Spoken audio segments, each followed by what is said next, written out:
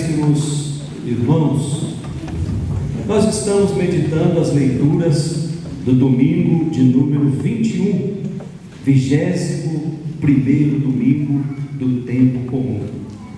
E as leituras desse final de semana nos fala de opções e ao mesmo tempo nos adverte que nós podemos gastar toda a nossa vida correndo atrás de coisas que são passageiras, que nós podemos gastar toda a nossa vida correndo atrás de coisas que não nos garantem o céu, correndo atrás de fama, correndo atrás de dinheiro, correndo atrás de uma posição social, correndo atrás de um corpo perfeito.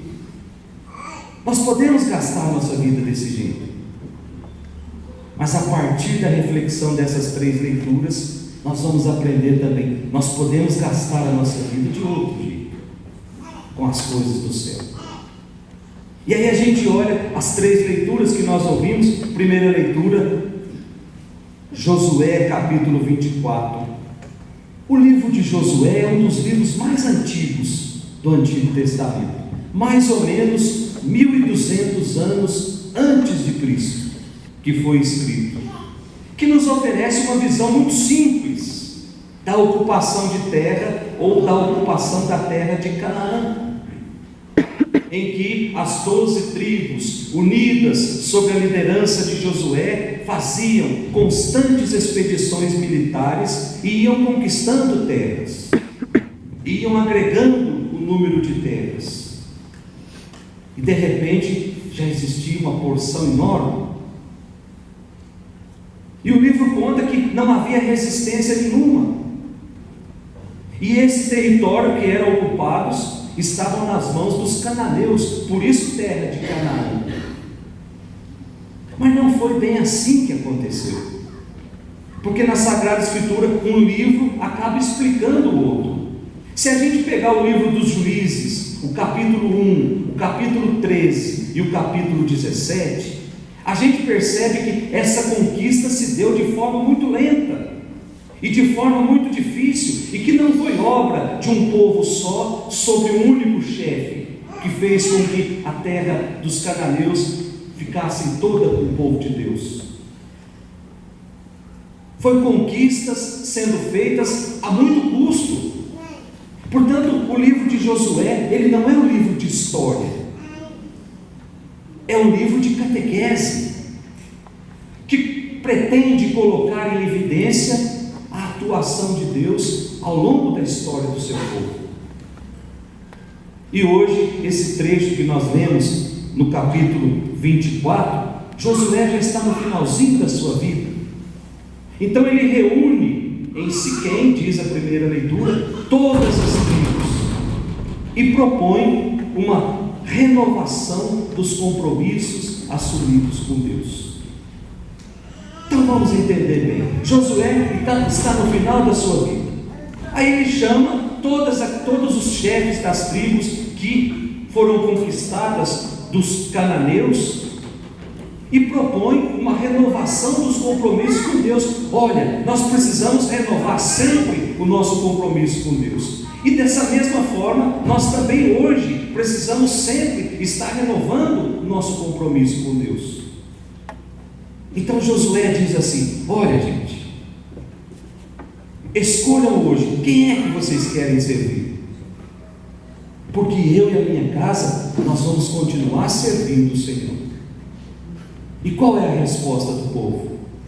É que também iriam servir a Deus, não por imposição de Josué, mas por reconhecimento, porque fizeram a experiência do encontro com Deus. E aí a gente volta no comecinho da reflexão: quem faz a experiência do encontro com Deus serve sempre a Deus, não serve as coisas do mundo. Quando eu me encontro verdadeiramente com Deus, a minha vida é transformada. As coisas do mundo, aí a gente olha São Paulo, são coisas que vão passando, mas a experiência com Deus não passa nunca. Que bonito quando você vê essa maturidade, esse crescimento espiritual nas pessoas. Essa semana eu fui em um velório e eu percebi ali uma uma profunda intimidade de Deus daquela mãe que estava internando o seu filho. Que experiência bonita, gente.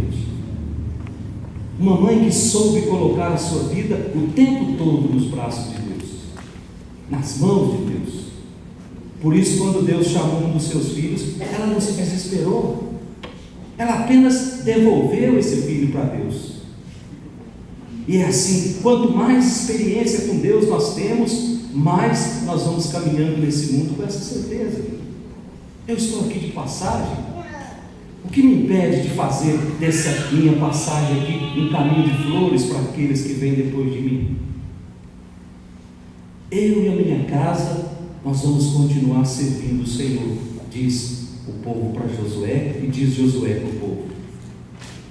Porque reconheceram e fizeram experiência com esse Deus, por isso estavam felizes. E ao longo da nossa vida, meus irmãos, nós também somos convidados a fazer a experiência desse Deus libertador. Nós somos convidados a fazer a experiência desse Deus salvador que o povo de Israel fez. Mas nós também encontramos com muita frequência deuses que também apresentam proposta de salvação. E nós muitas vezes embarcamos nessas propostas. O que é que vocês pensam que um jovem que sai à noite à procura de droga está procurando a destruição dele? Não, ele está procurando felicidade. Felicidade muitas vezes que ele não encontrou nos relacionamentos que foram acontecendo na sua vida. Portanto, saem atrás de uma proposta de salvação falsa. E aos poucos vão sendo dominados, e aos poucos vão ficando dependentes, vão se desiludindo, vão sendo infelizes. A quem nós vamos servir? Ao dinheiro? À fama? Ao poder? À opinião dos outros? Por esse caminho nós vamos nos distanciando do caminho do amor. Ao passo que quando nós decidimos, a partir de hoje, a minha vida, a minha família vai ser só de Deus, aí nós vamos encontrando o caminho da felicidade. Aí nós vamos aprendendo a ser homens e mulheres da partilha, homens e mulheres do serviço, homens e mulheres da vida verdadeira, sem fingimento, sem falsidade. E isso serve para nós padres também. Muitas vezes a gente está aqui falando, dá a impressão que a gente está falando para vocês, mas por isso que tem retorno aqui. Então volta para mim também.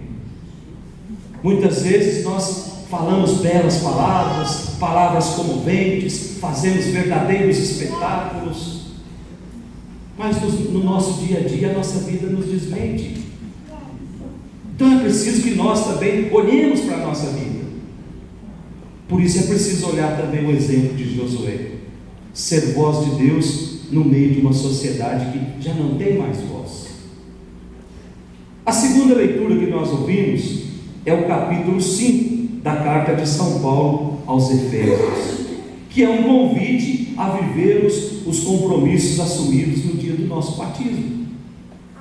E nesse texto da segunda leitura de hoje, Paulo nos apresenta as normas que devem reger as famílias.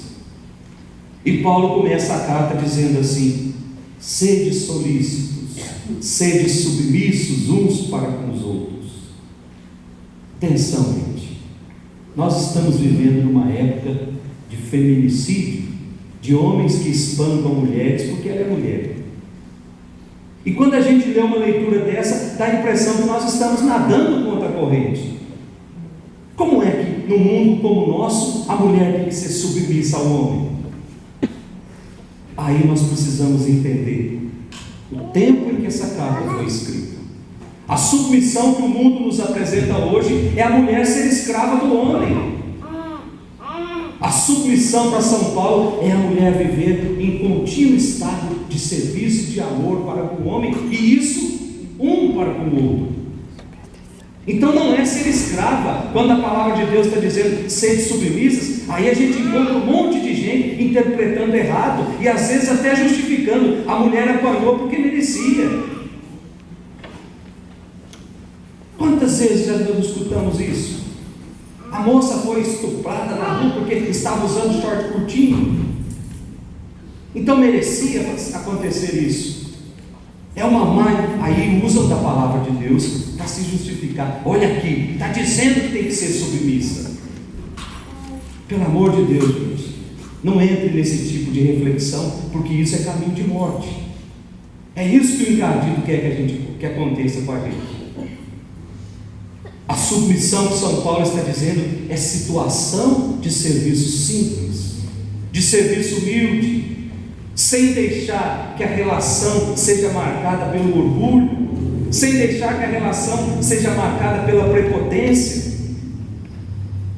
Portanto, submissão não é escravidão, nem coisa parecida. Até porque, gente, no contexto da época em que foi escrita essa primeira leitura, o homem era a referência suprema da casa. Toda a casa, toda a família se estruturava a partir do homem, que era a cabeça. Então Paulo fala de submissão nesse sentido, sentido de amor, sentido de serviço, sentido de doação. E aí Paulo continua dizendo: maridos, amem as suas esposas, versículo 25 da nossa segunda leitura. Mas não amem de qualquer jeito, não. Amar a esposa não é só deixar a casa, não é só deixar a despensa cheia, não, gente. Amar a esposa não é só pagar o plano de saúde, não. São Paulo vai além. Amem as suas esposas, e aí ele dá um exemplo de como deve ser amado, como Cristo amou a sua igreja. Ou seja, Cristo se doou inteiramente pela sua igreja. Cristo se consumiu. O fato de Cristo ter se doado pela sua igreja lhe custou a vida. É o mesmo que São Paulo está dizendo: maridos, gastem as suas vidas não pelas coisas do mundo, mas por as suas esposas. Aqui está o segredo de uma família feliz. A mulher que está em constante estado de amor e de serviço para com o marido, e o marido que ama a sua esposa como Cristo amou a sua igreja.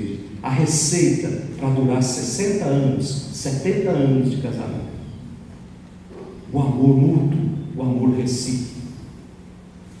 É por isso que quando a gente celebra casamento, a gente diz: vocês não estão casando para ser feliz.